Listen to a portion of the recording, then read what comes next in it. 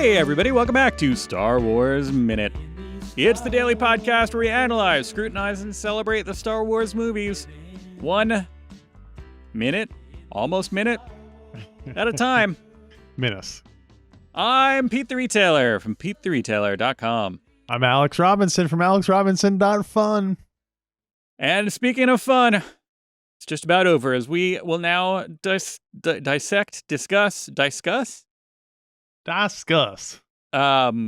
final minute of Star Wars Episode 8, The Last Jedi, which is minute 152, which is 52 seconds. Not quite a minute. 52. We're going to play 52 pickup with this final segment, final episode of the season. It starts with the aforementioned Croatian production trainees. Godspeed, Croatian production trainees. And it ends with the black nothingness, the void that is an empty blank screen. Not even space. I think space is gone by that point, too. It's just nothing. Black nothing. Zip. Zero. Nada. I'm cosplaying as the final, the end of this movie. So yeah, we get 2 interesting credits in here, first off, that I wanted to mention. That I don't recall ever seeing in I could be wrong. We'll have to ask Chrysanthi about this. They might have a lead on other Star Wars movies that had musical references in it that had to credit other songs that weren't just Star Wars songs written by John Williams. Huh.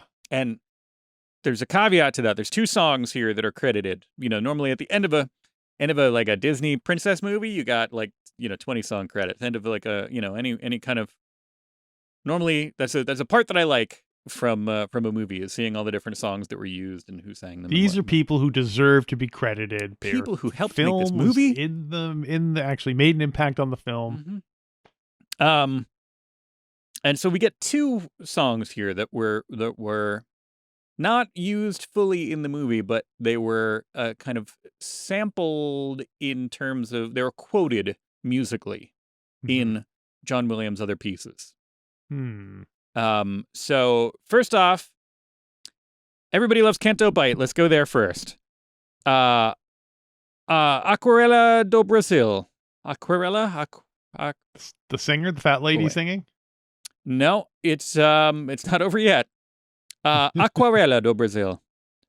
It's like one of the most, it's the song about Brazil. It's the Brazil song. Oh, okay. It's like the most famous song about Brazil, From the box set. Brazil. What's that? From the 3-disc box set you're talking about. Yeah. Well, it's that, so it's like do do do do do do do do. So it's Brazil. Ari Barroso is credited. And that is briefly quoted rather musically in Canto Bite when you hear it, when they're going through the kind of opulent, kind of that wings shot, I think. And just after that, you hear the music goes like do do do do do do do do a little bit. Why do you think, after all these years, John Williams chose to do that, as opposed to like just basically coming up with a John Williams equivalent of that music? These smack to me of Rian Johnson choices. These 2. Because this, we already heard that there was a Brazil reference to the movie Brazil, and I think this is another. And then in that same Canto Bite sequence, I believe, right before the fathiers smash through, and I think we did talk about this with Chrysanthi, that right before the fathiers smash through the wall, there's a little piano piece playing, and that is a John Williams piece, but from The Long Goodbye, the 70s, The Long Goodbye, with, what is that, Elliot Gould, I think? That definitely seems like a Rian Johnson choice. Right. So him including, and John Williams, I'm sure was down with it, was cool, obviously, with it. It wasn't especially when he's He thought it would quoting be John fun. Williams, he Exactly. theoretically You can quote yourself gets a also. royalty based on that But yeah, licensing. the Long Goodbye, Johnny Mercer and John Williams credited as having written that song, and so that gets, because it was a little tinkled on the piano a little bit before the father years burst through the wall.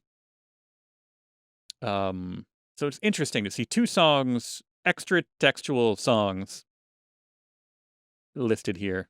Yeah, which that I is don't cool. think that's happened in a Star Wars. Like taking, because obviously like Laptinek was credited to other co-writers, but that it was wasn't written for the movie. Yeah, it wasn't like I can't think of any. Right. I'm glad I'm glad it was limited to those two fairly easy to miss things, Mm-hmm. because it seems like it'd be opening a bad doorway to have like, Right. Well, it's like, oh, now it's Smash Mouth playing. oh, don't even go there. But but even if, I'm glad it's limited to those, but it does open a door. It's kind of like the how upset I get about the Chewbacca Tarzan yell. Mm-hmm. Same idea, that if let's say Rey is doing something and she's about to, I don't know. Like if she does something, let's say she's in a situation and grabs something and does something with a whip, and they play like a little sting of the Indiana Jones theme. Mm-hmm. That's going to be, is that cool or is that annoying? Like Indiana No. Jones is almost in universe, so it's almost okay. But then if it goes beyond that, that's Thumbs down for me on that one. yeah, exactly. You don't want it to. I don't want to be reminded of other movies while I'm watching Star Wars. That's wanna- kind of funny in a weird way, because of course George Lucas Well, yeah. totally just Right. looks like a minor bird stealing from 1,000 different other movies. So, Mm-hmm. but yeah, it's different. It happens. It references itself in enough. Somebody took umbrage with me. I kind of offhandedly said that sometimes that John Williams score is more paint by numbers, and I didn't mean it derisively. I meant that sometimes it's like, okay, well, in so and so, there's definitely craft to it, and he's bringing in the theme, people's themes when they show up, but it feels Mhm. like, oh, well, here's that guy, so I got to play that guy's song. You know what I mean? It's not. Yeah. Doesn't seem as like, oh, what's the emotion being conveyed here? It's more just like, yep, here's the Empire. Let's get an Imperial March, and it is artfully constructed. Right. It's well sewn in, but it feels a little bit like, okay, well, that very well might be the fact that thematically the movies are treading very familiar ground. Right. So yeah, it's not true. like These movies are it's not like John them. Williams is anything really new to it. It's fun. I gotta do a heroic theme. Wow, great! I never done that before. So. But opposite of that, I mean, the new stuff that he's come up with for these, I think is great. I love Rey's theme. I love Kylo Ren's theme. But then it's like, all right, every time we see them, do we have to hear that? Right. Depends on what's going on. Yeah. Anyway, music note. Me knowing not much about music says music note, which reminds us, go check out Star Wars Music Minute. Yeah. StarWars.com/SWMM. Our friend Chrysanthi Tan has been keeping up with us all season, talking about the music of Star Wars while we talk about the movie and the stuff in it. Although in this case, I'm talking about the music a little bit. I assume she's going to do the credits. Must be almost like the best part to do, because it's almost like a greatest hits of the whole movie. It's like, yeah, could be the themes that you heard throughout the whole thing. My only note for today is that I encountered something that apparently said that while they were filming this, Ryan Johnson filmed some content for episode 9 at Colin Trevorrow's request. Mm-hmm. So I wonder, A, if this is true, B, if what it was, and C, did it wind up being used in the movie anyway, or was it something that it wouldn't work with the new script? On Swimmels lately, the Star Wars Minute Listener Society, StarWarsMinute.com/Facebook. People were talking about that because we just, not too long ago, we were discussing it, but we didn't mention that it was a Trevorrow. But apparently the Rey and Poe meeting scene was a lead-in to Trevorrow's Epic's script. His episode 9 had more what is it? Ray Poe Raimi? What's the Oh, really? Like them hanging out more? Raymarin? What's the whatever they're like, he had them kind of in a romantic angle. Wow. But I don't know. I hadn't heard of it, and so I've just been, this is what I've been told by people lately.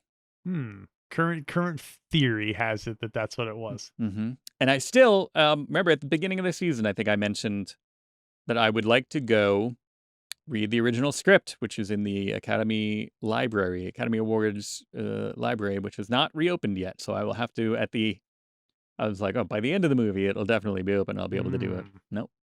As of this recording, has not reopened. And I will have to do a follow-up episode, a post-up. A post-up. We'll try to, I'm not going to lock us into anything, but maybe we'll try to do one. Once I find my copy of the novelization, we'll do a novelization special. Does that mean I have to read the novelization too? No. And we'll also do if I can eventually get to read the original script, we'll do an original script special. And that's it. That's all we're going to do. That's all we're going to do. Well, that's all I got. You want anything else you want about any other thoughts about The Last Jedi you want to get off your chest, which somehow you have not been able to until now express? Two things. One, I'm glad that it ends with Lucasfilm Limited. That's the last thing that we see, because it's kind of reassuring us, all right, whatever we think about corporate hands being involved, it's ending with Lucasfilm Limited. This is still a Lucasfilm production. They're just owned by other people now. And then also it just made me think of the kind of, it reminded me, as much as I do like this movie now, it reminded me of how much I didn't know how to feel about it at the time. I definitely remember thinking it was a lot to unpack. Yeah, this ending, sitting here having watched all the credits, me, sitting in the theater just looking up, being like, what's up with Peter Santora? Why is he credited? He's just the VP of No, I remember the first time you saw the movie, you were like, I was like, what'd you think of it? You were so mad. And I was like, but did you really thought that Luke shouldn't have been a hermit, right? And you're like, no, I just can't believe that marketing guy got vice president of sales for Photochem Creative Service. Come on. Like, no,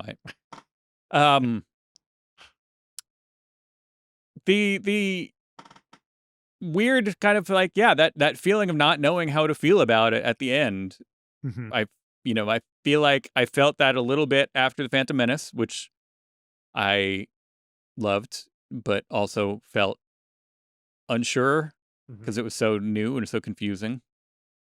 And then I don't know, I like, but then I kind of turned it off. Then like Attack of the Clones and Revenge of the Sith, it had been extinguished by then, and then it was rekindled. My feeling that I was all positive for Force Awakens, and that I felt totally hit on all the things that I wanted in Rogue One, and then this, I was like, wait a minute, like this is different, and how do I feel about that? Like I had to add new things to my Star Wars brain, and I don't know, just sitting there in the dark, kind of with the, I don't know. Actually, I think I wasn't totally, so I saw it with, I think, me and Ella, and I think it was Damon and Mike with two eyes. And it was, I don't know, and Boo, Damon and Boo and Mike with two eyes. Was it all of us? Because I definitely remember having, we had I think it was for a weekend show. We have immediate post-op kind of reactions. Right. And I can only assume Boo was there too. So Damon and Boo and Mike with two eyes and Ella and me. Yeah, our Patreons can go back into the archives and hear what we thought of it. See exactly what fresh. I definitely remember I went to go see it with Kristen and my friend Ryan, who was just on Swim We, and I definitely remember we recorded our little instantaneous reaction like as soon as we came out of the theater, and I think it really rattled Ryan. It kind of really broke him as a Star Wars fan. You pushing him to record about it? He was like, Yeah, he I was just want to watch a really. movie. So yeah. Well, I guess we should thank. Do we have a list of all our guest commentators we should thank? I'm sure they're all waiting eagerly to hear us thank them. Yeah. Yeah, we will. We wanted to thank Josh Flanagan. We want to Tim Rose them. Oh yeah. Oh, we totally should have somebody holding up a little thing. That's a wrap. Yeah, Josh Flanagan. We as we said, it was his lounge this year. So make sure come pick up your guitar pedals and your Fugazi records, and we'll Jackie Cation, Asterios and Sriracha, Chris Radke, John Kovalik, Jenna Bush, Tierney Steele, Noah Segan, Jamie Benning, Joe Dater, Susan Tekla Krugelinska, the guys from George Lucas Talk Show. It's Patrick Kottner and Connor Ratliff and Griffin. Right. Griffin. Why can't I remember his last name? He's not Griffin Dunn. No, he's Griffin. Oh, why can't I remember Griffin last name right now? I certainly can't. Griffin, I'm sorry. Griffin Door. You can edit this all out. Griffin Newman. There you go. I knew it. I knew that. Tim Barnes, Ken Plume, Ralph Atanasia, Chris Anthony Tan. There you go. We were just talking about them. It's a long season. It is a long season. Long You're just season. noticing that now? Jordan D. White, Tony Consiglio, Steele Saunders, Riley Silverman, Tony Thaxton, Hal Lublin, Allison Rosen and Daniel Quantz, Joseph Scrimshaw, Kelly Anakin, Mr. Paul F. Tompkins, Greg Wyszynski, Liz Whitaker, our alphabetical friends, John Skripek and Adam Santiago, our All-Stars, second All-Star week, somebody named Andy Robinson. I don't remember him. What is he from? Then ABCDTOS pals, Joe Mazel, Tom Taylor, and John Engel. The one and only Crystal Beth, Father David Mowry, Nathan Hamill, can't forget him. Our friends from the Flophouse, Elliot Kalin, Dan McCoy, Stuart Wellington. Our friends from Never Not Funny, Matt Belknap, got Elliot Hopeberg, and I almost said Elliot Kalin again, but two Elliot. So this is the first time we had back-to-back Elliot weeks. Wow, look at that. And actually, if go back a couple weeks more, I don't think it made it onto the air, but there was a moment during the week with Allison and Daniel where their son ran in, and I think he was on camera and on mic for a little bit, but I think it was between episodes and it got cut.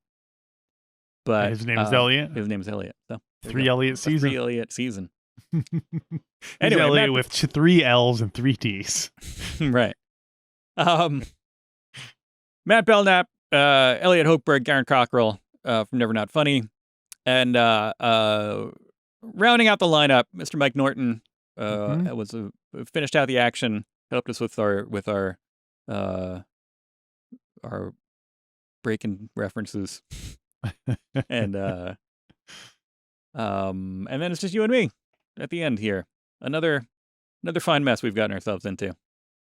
So yeah, people should. The plan is to go ahead and start solo at some point in the future, and you can of course stay up to date on everything. And if you go to StarWarsMinute.com/Patreon, you can still get to hear us twice a week for Infinity.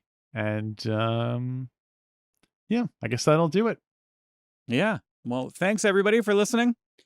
And thank you, Alex, for another wonderful season. It was fun. There's a lot of you are welcome. A lot of twists and turns. My expectations were undermined. And we'll see everyone. Alex, I'll see you on Weekend Edition this week. But otherwise, like we said, we'll be back in the future when we do solo. So take care, everybody. Star Wars Minute. Whoa.